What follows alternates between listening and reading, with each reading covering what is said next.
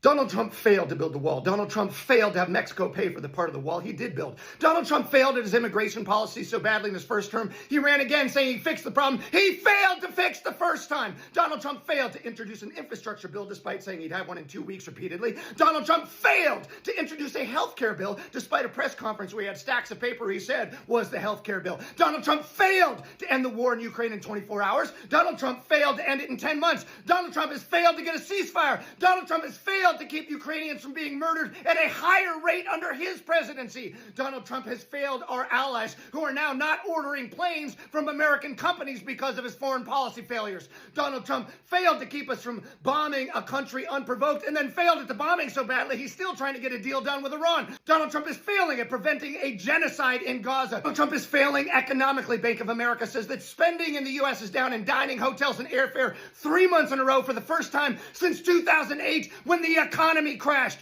Soybean farmers in Nebraska are losing billions of dollars to China because he's failed at his foreign policy with tariffs, but he's also failing at tariffs because he tacoed again and pushed tariffs with China down the tracks 90 more days. Donald Trump failed to balance the budget. Donald Trump failed to... Politically, President Trump has been a failure in his first year of his second term.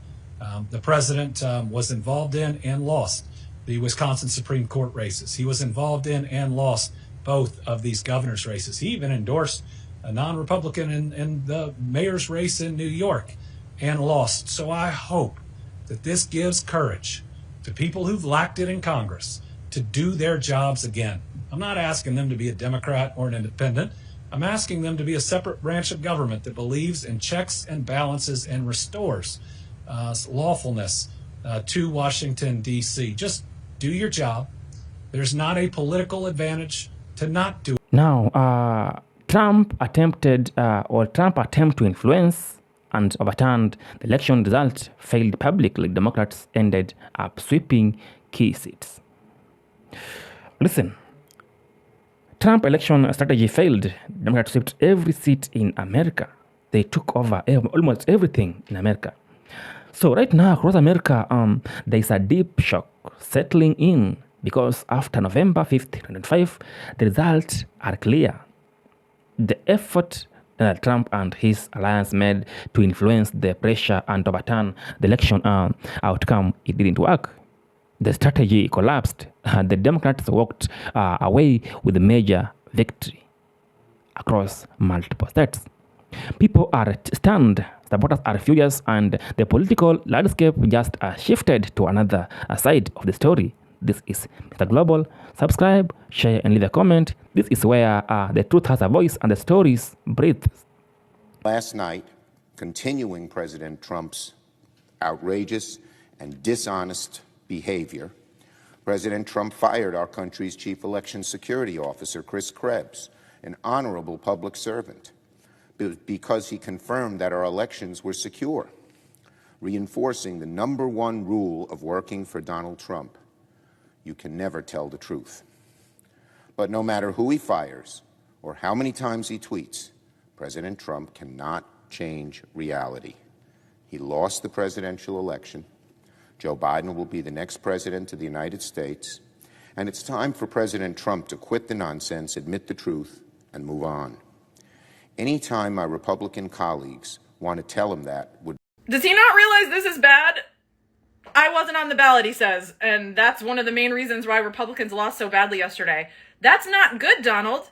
That means they don't actually give a fuck about your party or your agenda or anything else that you're trying to do. They just are in a cult, and they see you as this cult figure, so they want to vote for you because they can wear your t-shirts and your flags. They don't actually give a fuck about all of the people that put all of their eggs into your basket, and then they didn't vote for them because people that he endorsed, they didn't vote for. They don't realize, they think they've won. They thought they got him in the presidency, and so they've won. They don't need to vote anymore. They don't realize how important these smaller elections are, how important it is to go out to vote, even if it's not for the president. So that's why yesterday happened, and he is bragging about it because he's such a narcissist that it doesn't occur to him that this is a really fucking bad thing for him and for the Republican Party. I don't know. It's making me feel hopeful. It feels like maybe it is possible that we dig out of this. I might feel differently tomorrow, but we're going to revel in it today.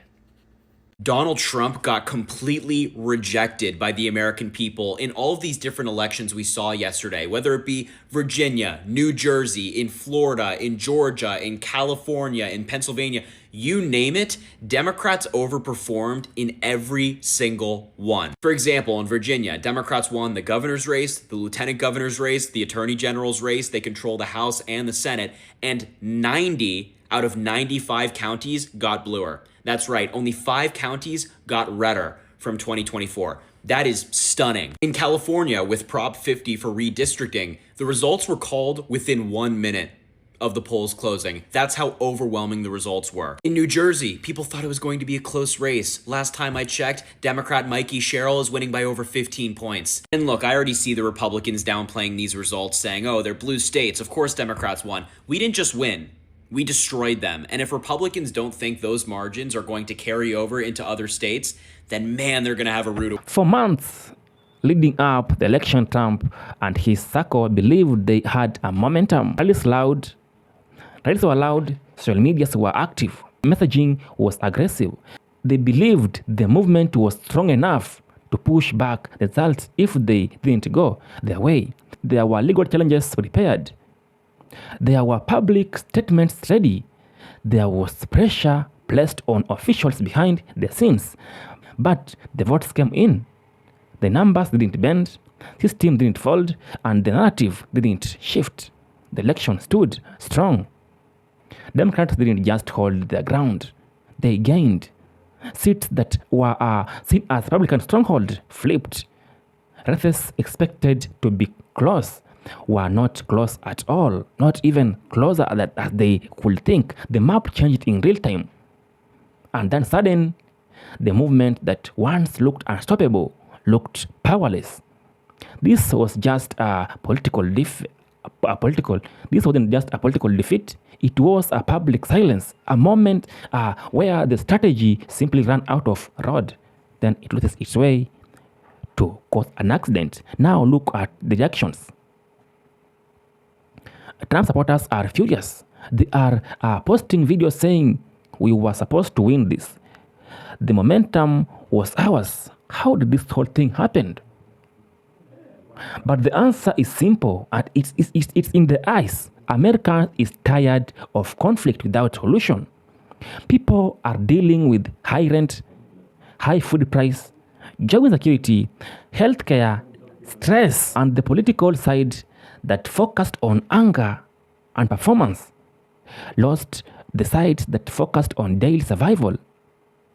People don't vote based on speeches. They vote based on their life, how they feel, what they go through, how can they maneuver in this situation.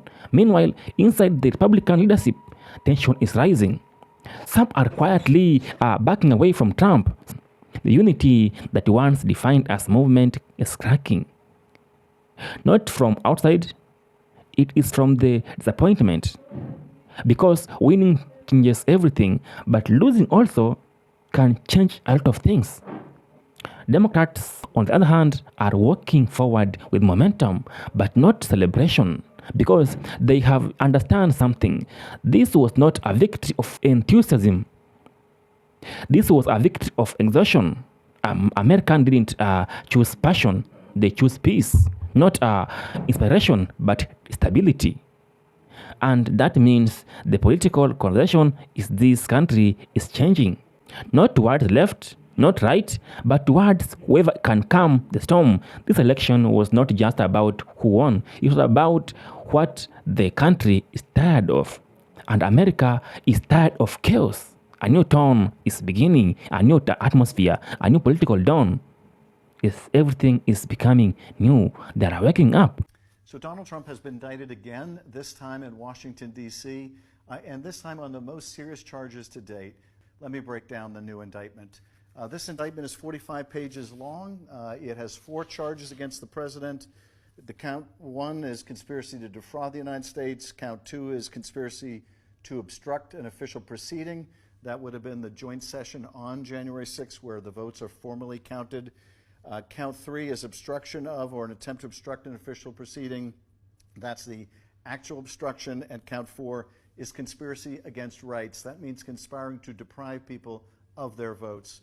So basically, this 45-page indictment goes through a set of facts, most of which are known to the country because they were revealed during the January 6th committee investigation. But it breaks down the president's actions in this way. First, it says he lost the election, and he knew he lost the election, and he knew he lost the election because his own top Justice Department people told him he lost it, because his campaign attorneys told him he lost it, because state officials told him he lost it. He understood he lost the election. But nonetheless, the indictment alleges he lied about it. He lied about it in a conspiracy to try to overturn the results. This conspiracy, the indictment alleges, has essentially 5 components. The first component is trying to get the legislatures, the state legislatures, to go back into session after he loses the election and to certify the loser, Donald Trump, to be the winner. When that failed, when the legislatures wouldn't go back into session, then the indictment alleges part 2 took place. This was the fake elector plot, where we got these state officials to pretend to be legitimate electors so those electoral certificates could be provided to Congress in an effort, once again, to defraud people. So it was the fake elector plot. The third piece of this conspiracy is trying to use the Justice Department to tell states there was fraud. This is Mr. Global. Subscribe here, share, leave a comment, like the video. Tell me, what do you think about Republican winning multiple seats in America? This is where awareness meets reality, and the story continues. It will never end.